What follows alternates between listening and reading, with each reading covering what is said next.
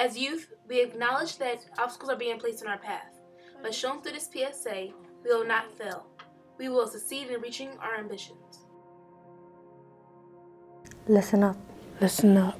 Listen up. Listen up. Listen up. Listen up. I am Monica Epps. I am Joshua Garcia Jr. I am Marcus Dell Burbridge Jr. I am Sharon Snyder. I am Kaya Hawkins. I am Zaire. I've been set up for failure. I've been expected to fall into statistics like being pregnant and dropping out before I'm 18.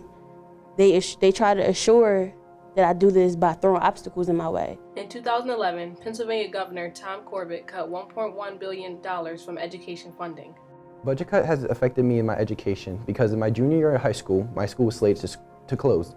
When my school closed, I had to go to a different school. In the first 2 weeks of my new school, they were also slated to close. Yet through rallies and fights, the school has pushed forward and was not closed. This has affected me because even though this is my last year here, there are students as my sister who is just entering high school, whose schools will be closed, and she would have to go to a charter school, and that makes it harder on parents if they don't have money. 24 public schools closed in Philadelphia in 2013. When I went to the new school, we didn't have a counselor for our first month, so now I'm behind in college acceptances. I've seen all my friends get a college acceptance besides us because the first month of school we didn't have a counselor. And now that we do, she has to look over 400 students, so it's difficult to pinpoint her and to get her for yourself. We need more activities because even though we're being proactive, there's still other students who are dropping out because, you know, they're not doing the work or they don't care or anything else, and they don't have nothing else better to do with their lives after school. You know, so it should be more activities. It should be something that students should do. Because at one point in time, you know, I didn't want to do anything actually. After school programs have helped me. I'm actually playing baseball. I'm now like an AB student. I was an ABC student, but now I have all A's and B's. I'm really good now. I was at Communications Technology High School. I was there since 9th grade all the way to my 11th grade year. Due to budget cuts, they shut our school down because they said we didn't meet certain criteria or whatever, and I was sent to Ben Franklin. The School District of Philadelphia plans to close 64 schools by 2017 as recommended by the Boston Consulting Group. And at first, when I first got there, they told me I might not graduate because I got credits, but they might not be in the right place. How do you expect me to be successful and to fulfill if you really believe that I'm going to fail?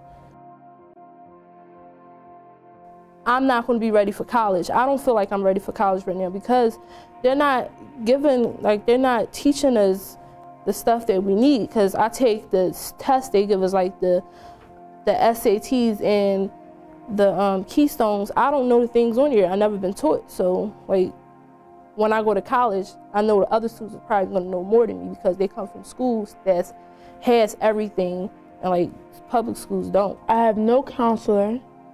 I barely have anything to work with. So how can I go to college if I have no supplies to help me?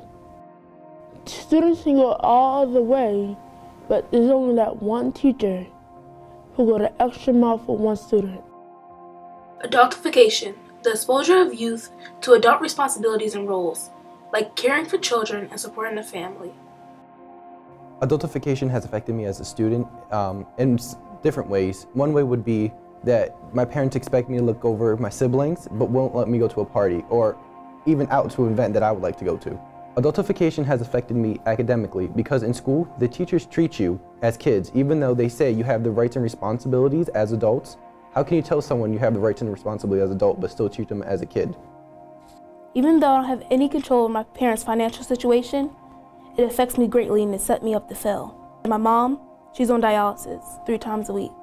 And usually she's been in and out of the hospital constantly. I have lived with my sister who has 2 small kids and she works nights.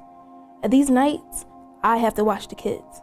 I have to feed them, bathe them, make sure they go to sleep. I have to stay up with them and neglect doing my homework or any other school duties. I have to pay senior dues, which we don't have the money to do. Even though any of that happens, I still try to pull through, but it's really difficult. Because I don't have the time or the money to succeed, I am set up to fail. My days look like this. In the morning, I go to school, stay there for about like 8 hours. But sometimes I'll stay after school to get help with stuff that I need, because we have like centers that we get help with after school with work that we don't understand. At the same time, I have to leave without not finishing what I need help with. Go pick up my little brother, go home. Then I have to take care of him at the same time doing my homework. That's like more responsibility that I'm like going through. Standardized testing. Excessive reliance on standardized exams, which can lead to unfair and unreliable evaluations of students, teachers, and schools. On average, students spend 20 to 50 hours per year taking standardized tests, and an additional 60 to 110 hours or more preparing for the tests. When I'm taking the standardized test, all I think of is the time. For example, the time is ticking, hours feels like minutes, minutes feels like seconds, and seconds don't exist. My heart beats, I can't think on like the words of the math or like the English, or I'm just, all I can think of is, oh my God, the time is going by fast. So you take the scores. Some scores are good and some scores are bad. You say congratulations to a student who got good scores, but then how about the other student who get low scores? And you're just like, wait, but don't you get good grades at school? Standardized tests doesn't prove who you are as a person. It doesn't prove how smart you are. It doesn't prove the skills that you could do or the career path that you're gonna be when you grow up. I want my teachers and family members and all the people around me to know that I'm me, I'm here, and I'm not going to fail just because you expect me to and you believe I'm going to. Listen up. Listen up. Listen up. Listen up. Listen up. Listen up. Listen up. Listen up. Listen up. Listen up.